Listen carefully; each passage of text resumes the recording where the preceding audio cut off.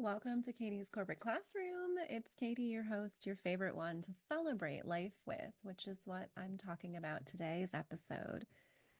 September 3rd is my dad's birthday, celebrating 70 years on Earth.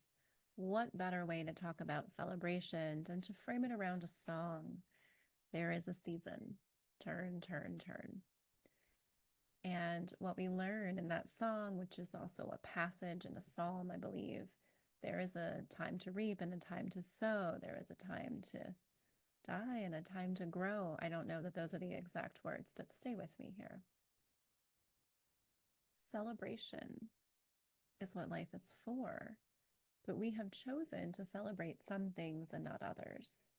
And death and change become that constant in life that we resist, and yet it still persists. We haven't found a way to fully celebrate death. And death is not just a physical death. Death is we're having a reorg and your old job is no longer here. Death is change. It is a finite, this is it, things will never be the same. And this happens so much in the classroom of life, in the corporate life, where we struggle and get what we call change fatigue, which is very real. If you've listened to my episode, Life is in the Transitions, where I talk about that book from Bruce Feller, you find that about 30 years of our life is just a myriad of transition after transition after transition.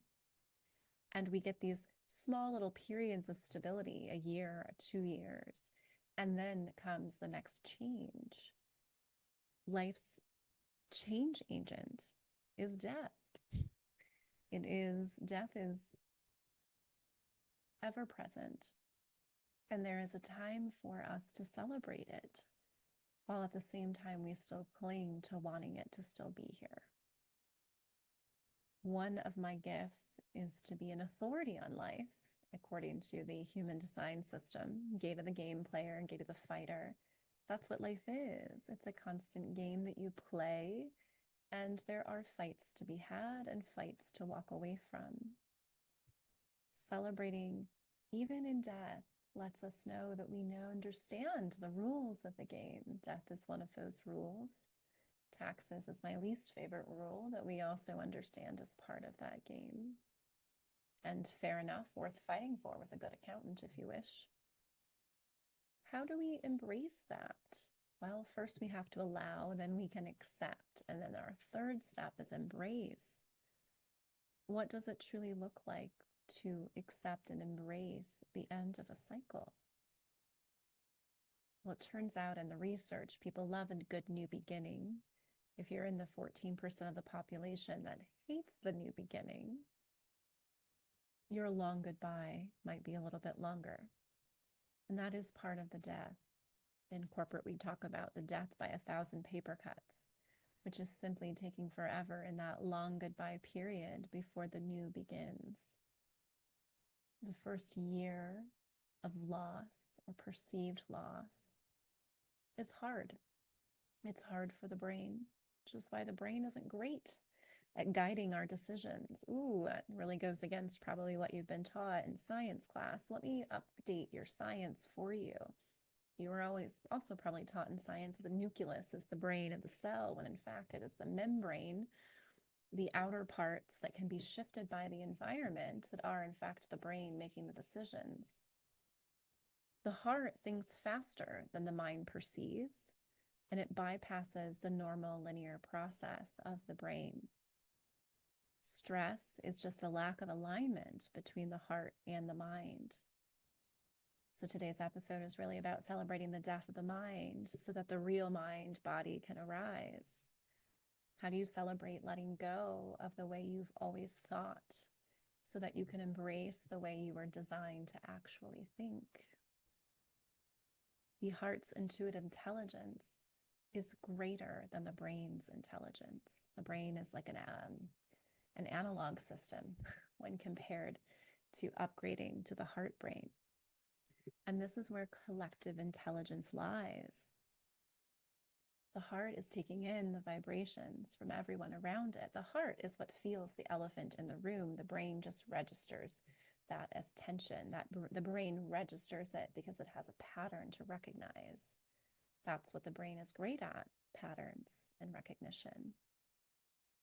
When we invite the heart to speak, when we invite the heart to guide our energy, well, guide our mind, so then our mind can guide our energy, we can access much more intelligence than if we were simply allowing our mind to wake up and make all of our decisions.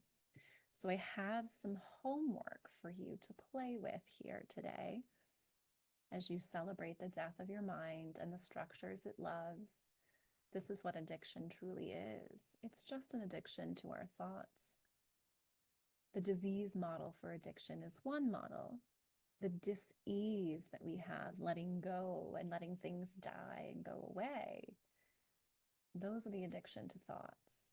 It's just a dis-ease that we have of letting go of the familiar. The HeartMath tools, which if you tune into those episodes, help us really tap into the intelligence of the heart. Belly breathing slows down the thinking. It also elicits some beautiful serotonin producing hormones that make us feel at ease. Focusing on your heart as you breathe, what you focus on grows. And we know how powerful the mind is, because again, that nucleus in the cell is not actually the brain of the cell, it's the membrane. It's the outer portion of the cell. So as you focus on the heart, your heart is already giving more signals up than your brain gives down to the entire body. This is your chance to access that intelligence and that wisdom. Simply asking your heart, what do you suggest I do? What do I need to know here? And waiting for that thought to arrive. My favorite part about the addiction to the mind is that we think we're creating those thoughts. You ever walk in a room and think about someone and then they text you? And then you say, what a lovely coincidence. I was just thinking about you.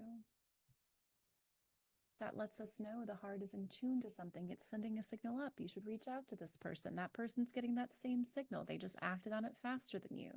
Perhaps there's times where you send them a message and then they say back to you, I was just thinking of you. Or if you're like me and your heart just loves to dance in synchronicity, you are an hour away from home at an undersea adventure, off-sea adventure, and you get a text from someone. And as you walk out of the bathroom and into the gift shop, you run into that person. Even more of hearts being in sync. I had sent her the original message she was responding to, I don't know, a week ago. Your heart is intelligent. It's time to celebrate the death of the mind being the one that rules the roost. After all, it did create the roosts that we have to rule in, corporate and otherwise. And they don't seem so great. In fact, many of you seem quite dissatisfied. Even if you love your jobs, you love that there's much work to do. You love the perfecting, the finishing, the making better. Or perhaps you love just maintaining status quo. Or perhaps you love reworking old traditions. Either way, the heart is what's under stress when you're not listening to it. When we have alignment, we call that flow state. Ever been in flow and ideas were coming and things were syncing up and everybody was working well together? Sports teams really understand that flow state. That is coming from the heart mind. I read in a habit book once that the habits are just the body acting as the mind, which lets us know that the body is the mind. The body is making decisions. There's no acting involved. You just aren't aware of its player. 95% of our decisions are coming from the autonomic nervous system. And that is the heart brain. 95% of your decisions. The heart has made up its mind before the mind has arrived. And the stress is caused when the two tend to disagree, which they often can. The mind is very linear and very logical as it thinks. The heart just knows. So there's your homework. Take some time to listen to your heart. It's calling for you. And see where you can celebrate life's greatest change agent, which is death. The death of a cycle, the death of a human, the death of an addiction to the way we've always thought. as you embrace that celebration, you'll become much better at playing this game called life. And if you'd like to play the game of status quos, where we work on disrupting them and creating new, follow the Katie's Corporate Classroom, where you'll learn all the things that you need to disrupt the status quo and live a more fulfilling life.